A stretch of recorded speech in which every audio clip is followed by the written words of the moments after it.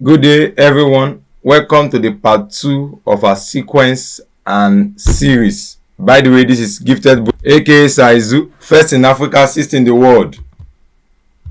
Today we shall be considering sum of an AP. Yes, this is also known as sum of a linear sequence. Yeah, please, if you've not subscribed to our channel, please do well to do so, and then on your notification button so you'll be notified whenever we drop new videos. Now, I want to say that when we talk about sum of a linear sequence, let's talk about linear sequence first of all, or an AP. Initially, we've been able to establish that an AP is in this form: a, comma, a plus d, comma, a plus 2d, a plus 3d, which is the fourth term, a plus 4d, which is the fifth term, and we keep going on and on and on. When we say the sum of an AP, we mean we are adding everything we have here. So it will look in this form: a plus d, we are summing the terms, that's what we mean, plus a plus 2d, again a plus 3d, again a plus 4d. So adding the first term, second term, third term till any number of terms, that's what we mean. Now, I want you to take note of something here. The sum of an AP, actually, there are two formulas we have. The sum of an AP is given as n over 2 into the bracket of a plus l. Yeah, this is one formula of the sum of an AP. In this case, you see, sorry, this is n over 2, not n over 2. Thank you. Now, in this case, obviously we know what a is always. It is the first term.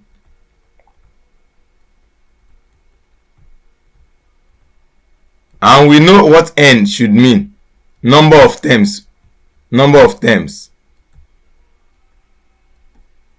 Number of terms.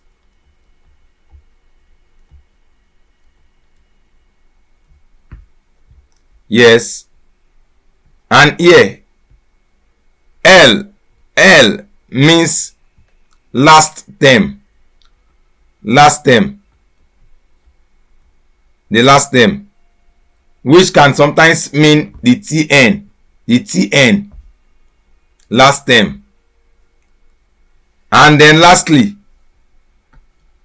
Sn means sum. Sum of terms. Sum of the terms of an AP or GP. But in this case, we're talking about AP. So sum of terms. That's what Sn means. And so that's all we have here. Another formula we have, in this case, this second formula is given when the last term is not known.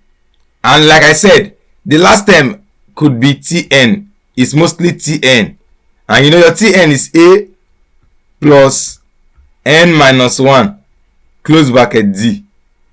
And so if I substitute that for my L, because L is Tn, we would have n over 2 into bracket a plus, obviously L changes to a plus, I'm substituting it now, n minus 1, close bracket d. At the end of the day, we would have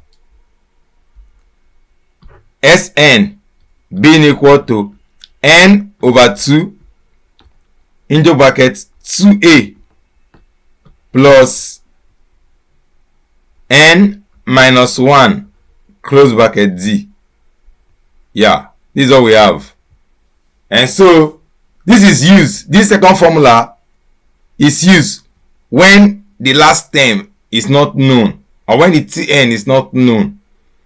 And then remember, let's define some terms here. The term we've not defined is D already. We've not defined D, and this means common difference. So this is quite easy to use common difference. We'll take several examples now so that we can be acquainted with solving with this formula, common difference. So let's take example 1 now. Example 1. Okay, so example 1, the first and last term of a linear sequence AP are minus 12 and 40 respectively. If there are 14 terms in the sequence, find the sum of the sequence. Briefly, we can solve this. The first is to bring out the parameters given to us. We have our A, which is the first term. That's given us minus 12. We are given the last term here, and the last term is given as 40. Again, we are given the sum of term. Now the last term actually was the 14th term, since they say there are 14 terms there. So our n is 14. There are 14 terms there.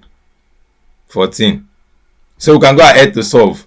Sum of the 14th term is given as n over 2, obviously. N over 2 into bracket A plus L. So we are done with this now. So here we would have 14 over 2 into bracket minus 12 plus 40. And if we solve this, we have 196 as our answer. Let's take example 2 now. So to solve this question, example 2 says find the sum of the first 15 terms, first 15 integers. Well, when we say integers, we mean whole numbers. So we start from 1, 2, 3, sorry, not 13, 3. So we know that the 15th will be 15 as well. So quite easily done here. Our A will be 1. Our common difference is to say either 2 minus 1 or 3 minus 2 from one term to another. When we subtract, we get 1. Our common difference will still be 1. And that how many terms do we have here? We have 15 terms here. So we have the first term, the last term. The last term here is as well 15. Our last term is 15. So we can easily do this. Our number of terms, when we start doing 1, 2, 3 until 15, you have that we have 15 different terms. And our last term, the last number we have here is still 15. So on and on. You can simply say sum of the 15 term is simply equal to what now? As usual, n over 2 into bracket A plus L. And then that is 15 over 2 into bracket 1 plus 15. At the end of the day, we'll get 16 over 2.